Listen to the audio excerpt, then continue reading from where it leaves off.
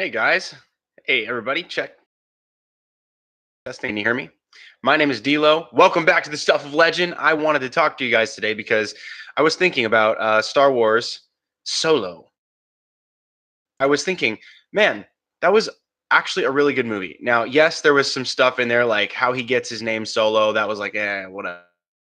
Yeah. See, it was kind of a little bit of a cop out. It really should just be his name. It doesn't have to be like some false given from some guy that's just like trying to be clever, like weak. I don't think anybody really liked L3, 37, the droid. My that was probably my biggest gripe with the movie was L337 being some SJW whatever type of droid, just preaching to everybody.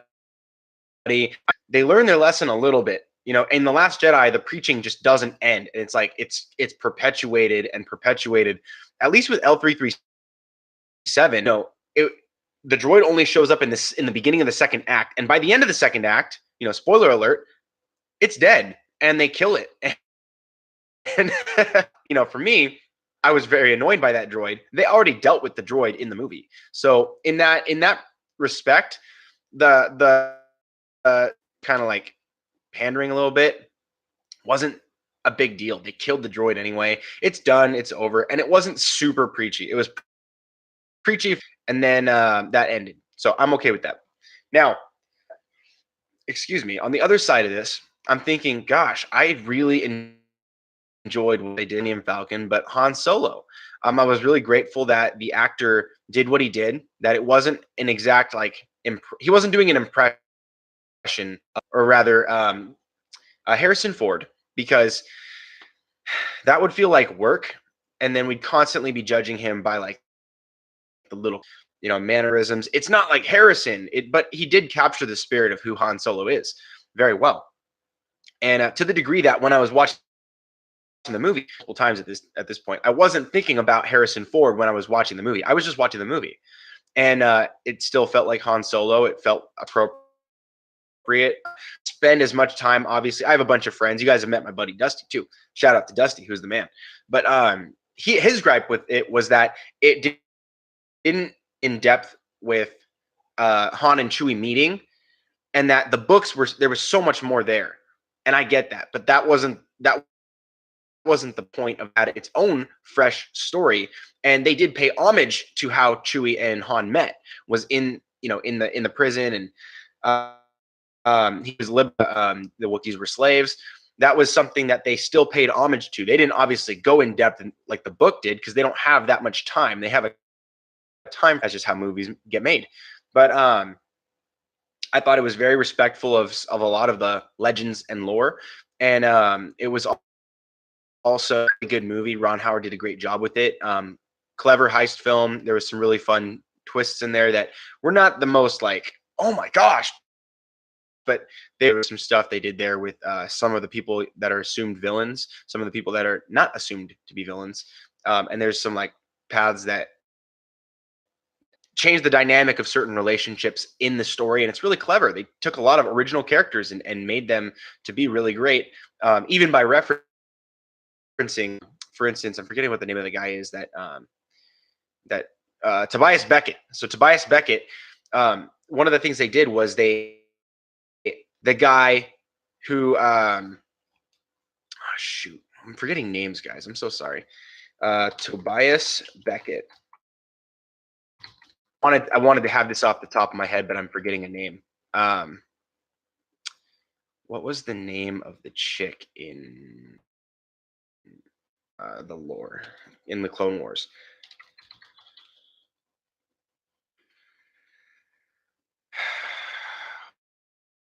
Aura. Sorry, I had to Google that, guys. Aura Singh. They tell her story a lot in the Clone Wars and in the books with the Dark Horse series, which I love. She was being trained to be a Jedi, and then she deviated, but then she's also a species. I can't remember the name. I'm so sorry. I sound like an idiot right now. But anyway, her species like fear, and so she plays off of this, and she uses her Jedi slash Force training, her biological abilities, as well as a tech enhancement to become a very powerful bounty hunter and huntress. Well, Tobias Beckett, that he's the guy who killed Aura Singh. And so at this point in the future, she's dead, which is sad. But at the same time, it's like, wow, so this guy must be a savage.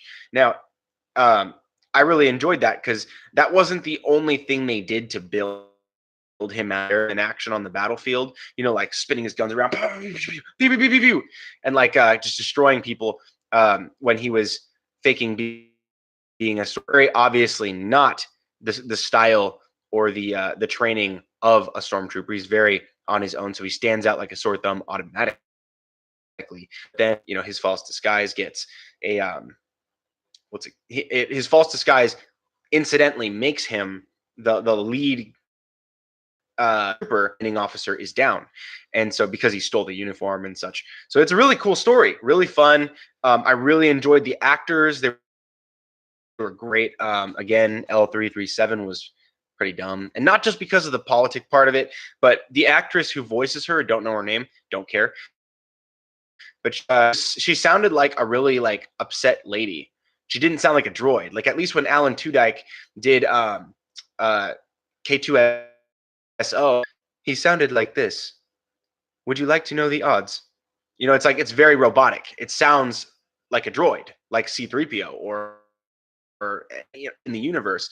But when she was like that, she's like, we're not to be oppressed, oppression, and this and that, and it's very like it's not a droid on a megaphone. That's what it sounds like, a lady on a megaphone, and which is annoying in this instance. So that was stupid. And beyond that, some of the great stuff, and I know that any one of you guys who are boycotting the movie, I know that what's his name? So sorry, my favorite YouTubers actually. Geez, man, come on, Geeks and Gamers. So Geek Gamers, so sorry, man. I forget your name, but I love your channel. I don't always agree with you. Now, I'm a huge Star Wars fan myself. Clone Wars is the bomb. It's actually my experience of all time. I love like the originals, obviously, of course. I love the prequels. I have almost no problems with the prequel script. That's it. And but what I will say is that I feel bad. Oh, Jeremy, that's your name. Jeremy, that had got stuck in this pickle where you can't enjoy Solo because I'm with you, man. The SJW stuff kind of sucks, and it does suck. But the Solo was not nearly as SJW, not by a long shot, as the last night. It tanked and it suffered because of the the frustration with the Last Jedi, and people put their foot in this sand and just said, "Hit on this one." And then Solo comes out early as an early release, which was a bad move. They should have waited on that and done some more marketing and all that, but they didn't really have a choice. They had double board. That was sad. But some of the best, it was a really powerful scene with Darth Maul at the end. I know you're aware. Everyone's aware. And so, well, maybe not what happens in Solo, but the spoilers in Solo, that Darth Maul shows up at the end, and there's some really cool promise there. I mean, they didn't do a weak job with Darth Maul. They actually got Ray Park back to be Darth Maul. They had Sam Witwer come on board to do the voice. He's the guy who did the voice of Darth Maul in the Clone Wars and Rebels, and he was Star Killer in the video games Force Unleashed. But that it was so powerful. The way that they did it, I mean, it added so much like depth to the story, and it makes you want to come back more. So what I'll say to you, hopefully if Jeremy you're still watching, then is this. You don't have to pay money for it. Maybe like if someone has it, maybe I would say watch it. That way you can see for yourself. Yeah, there is some SJW stuff in there, but it's not nearly as bad or prevalent or anything, because it's not like women were. Star Wars has always been designed for both parties. Now it is geared a little bit more like to the liking of men, because it's it's a fantastic light and dark, good and evil, and it's about battles and war. It's Star Wars, and that appeals mostly to men, not exclusively, but mostly, which is why the financial toll was so heavy on Solo when people who were offended by the feminist agenda boycotted. Otherwise, if it wasn't that big of a deal, they wouldn't have lost that much money. But they lost a lot of money on that deal. So it's obvious that there's probably 80-20 split between male female fans. That being said, Darth Maul is sick, and I love him. And anybody who enjoyed the prequels loves Darth Maul. Even the people who are purists to the original trilogy. Yeah, Darth Maul was pretty cool. I really like that lightsaber, or like I really like his moves. Him being a Sith assassin was pretty sweet. And then they'll like immediately shoot to, oh yeah, but the movie sucked, and George Lucas and blah blah blah, and which is fine. Anybody can have their opinion, but mine is that they're freaking awesome. Video. Dathomir was mentioned in this video. So what I'm going to do is I'm going to go over here. I'm going to see if you guys can hopefully hear this. I'm going to from Star Wars, from Solo, a Star Wars story at the end. Now, this is going to be a big spoiler. So if you don't want to see this, please tune out. I'm not going to show the video. I'm just going to play the audio. And this is where Kira is having this meeting with the boss of Crimson Dawn Syndicate. Okay, so we're just revealing who this is in the story. She knows who it is, but nobody, including the viewers of the movie, know who this person is, singing, threatening, and all that stuff. So here we go. Hopefully you can hear it.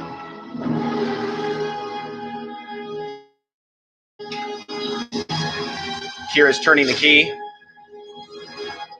She holograms him. Yes. I regret to inform you that Ooh. Murdered by the thief he hired to steal the coaxium shipment, his friend, Tobias Beckett. Tobias Beckett. Yes. Can you hear that? Where is the shipment now? Gone. Beckett took it, slaughtered the others. I alone survived. One man couldn't have done this alone. You got to see this. I wasn't there. But if I had been, perhaps I...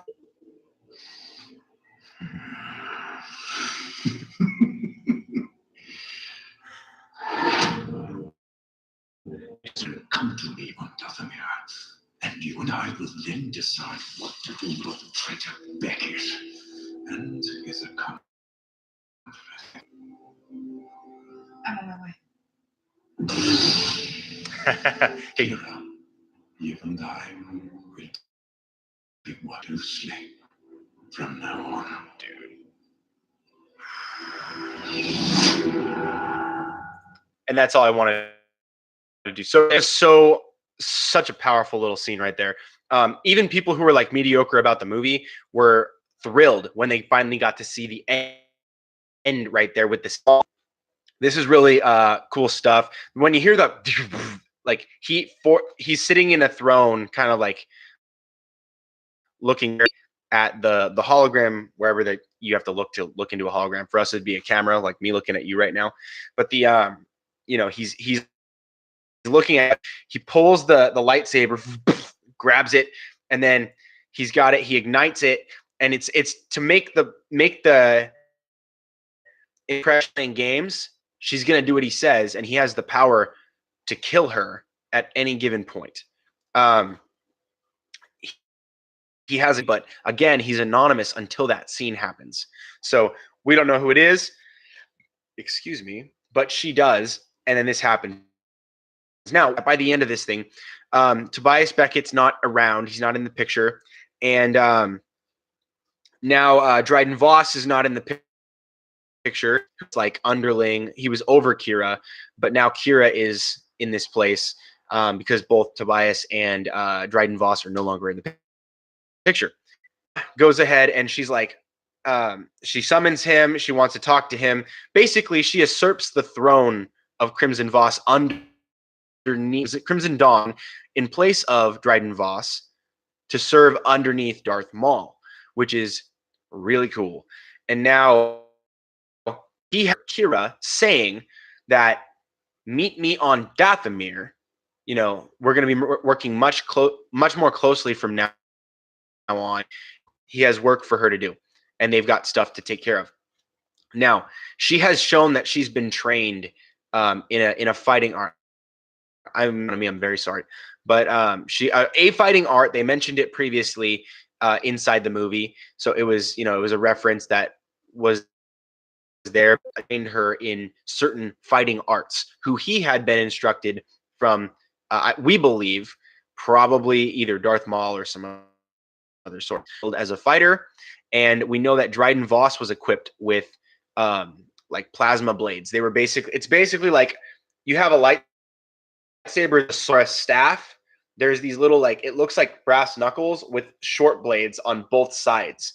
So he had those, but they were energy swords, just like it was basically light daggers on both sides of the brass knuckles. And he would do these like weird swinging, slashing movements to accomplish his combat. Dathomir, in case you guys aren't familiar, this planet is the home planet of the Zabrak. The Zabrak is Darth Maul, the people with the spikes on their heads. But also, if you guys are familiar with Asajj Ventress, she is one of the Night Sisters, and the Night Sisters are the females of Dathomir as well, and they rule the planet.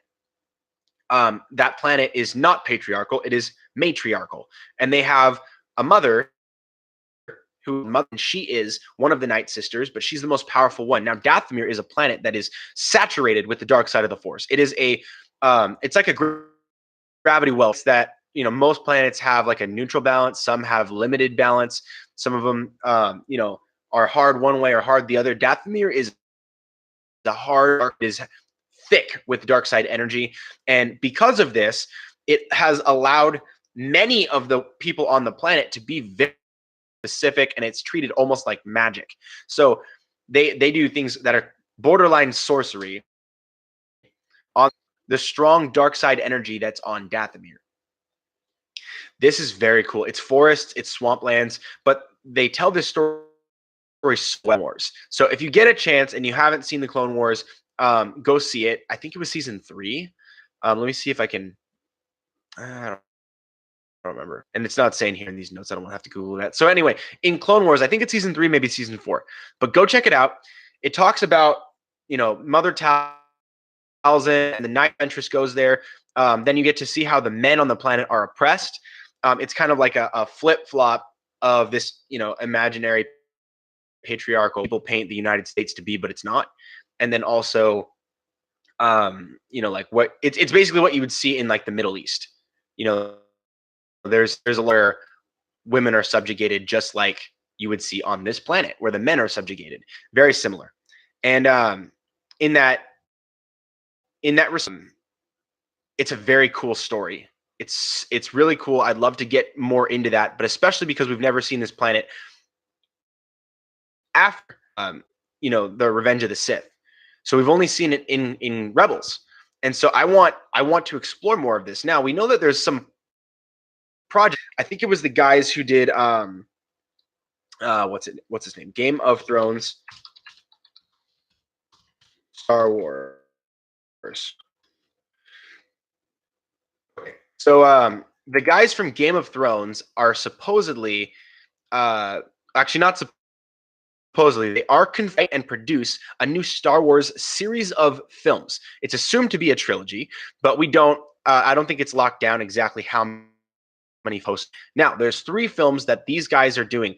A lot of people were thinking that they're probably going to be doing the Old Republic, and this is my number one. I hope and pray that this is the story they're telling, because I really want to see more of that Old Republic where there's thousands of Sith and thousands of Jedi before the rule of going at it head to head, for the universe and for survival, and they both hate each other, obviously. Because in this way, they could tell it similarly to Game of Thrones, where you never know who's going to die. You never know who's going to make it. They could tell stories with original characters, Jedi we haven't seen actors, and then all of a sudden they start dropping off. That would be very exciting to watch. That'd be very captivating, just like Game of Thrones and almost every single platform out there. Amazon, what was the other one? So there's Amazon, Hulu, Netflix. They're all looking for their own Game of Thrones. Some people are looking that this might be The Witcher. Some people are thinking that they're like their own Lord of the Rings, and there is a Lord of the Rings show coming. But the guys from Game of Thrones do Game of Thrones. They could do Game of Thrones in Star Wars as well, which would that I would love to see, and that would be very exciting. Now, on the flip side of this could be another series of movies that is not in the Old Republic, which makes me time. If they are going to do something, it would be really fun to have them explore Darth Maul and the crime syndicates, like talking about the Pikes, and then now the Crimson Dawn with Darth Maul. We could see this, and then also Mandalore while it's in chaos. This is also a fun idea. I kind of came up with this myself after rewatching the Darth Maul scene, because he's talking about work that he wants secured, running a crime syndicate. This is something we know, and it's before the time when he faces off with Obi-Wan, and there's other events that transpire, but that's it's in between that space, so it's a lot of fun. It's an obscure time period where we haven't gotten a whole lot of information about the world, which is awesome and exciting, but there's so much more to be told. There's thousands, millions of planets that you could explore, and Dathomir is one that I would love to explore. It's you probably wouldn't want your little kids watching this, but if the Game of Thrones guys are making it, you're not going to want them watching it anyway. So in that respect, it'd be for us. So that would be fun. Dathomir is a cool place, and it's teased heavily at the end of Solo. Now, Solo did not do very well financially, so because it's a good movie, and I would love to see more of these types of projects. Now, I think that Disney's going to back off of this stuff a little bit. They'll probably have like a tease here, a flick there, similar to how they did in Solo, but probably less, because they're trying to avoid losing money. He's not in the business of losing money. He's in the business of being one of the richest men on the earth. So he's not going to keep that going for very long. I don't think we have to worry about that. And not really. If I don't like a movie, I don't like a movie. I'm not going to tell you not to like a movie. I'm not going to tell you what you should or should not like. I'm just going to tell you what I like or what I do not like. Be positive about this, and you guys have seen that by now. So that I think is my thoughts there. But if you haven't seen Solo, I would encourage you. It's awesome. It's a blast. I love how they explain Han in like 90% of how they explain Han. Not really anything else. Like meeting Chewie. I love what they did with the crew. I love what they did with him becoming a pilot. I love what they did with his blaster, even how he gets that. That was really awesome. See the Millennium Falcon like we've never seen it before. And then also the way that they show like the Star Destroyers, so cool. Lots of legends characters. I'm so sorry. I have like some weird like trying to burp or something. I don't know. It's kind of vulgar. Sorry, guys. Anyway. If you guys have seen Solo, let me know what you thought down below. If you have not seen Solo, let me know why you have not seen Solo and what it is that would have to change you to go back and maybe get a chance to appreciate it for yourselves. What would have to happen? Or is it like, nope, I'm done, no more Star Wars forever, or be back? That's my question right there. And then yeah, thank you guys so much for watching. Let me know if you guys like my my hope or my could happen in the Game of Thrones guys movie series, whether it be a trilogy or some bigger ongoing series of films. I hope that it is. I hope bigger that it ends up being like a Game of Thrones type of thing where you don't know what's going to happen. That would be really fun TV show, but I know that Jon Favreau is the one that's going to be doing that. So yeah, but I'm excited. I'm excited for the future content, and I don't think Star Wars is dead. I think it's alive and well. It had a stint where it was sucking during The Last Jedi. I really did like The Force Awakens. Yeah, it was pretty cookie cutter for New Hope. Same time, it opened up a can of worms that got everybody riled up and excited. What's going to be here? Theories about Snoke, theories about Rey and her parents. What's happening with Finn and what's happening with Kylo?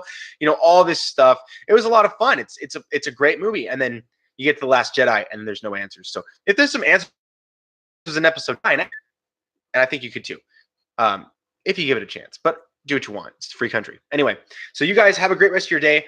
Thank you guys for tuning in. Next time, right here on The Stuff of Legend.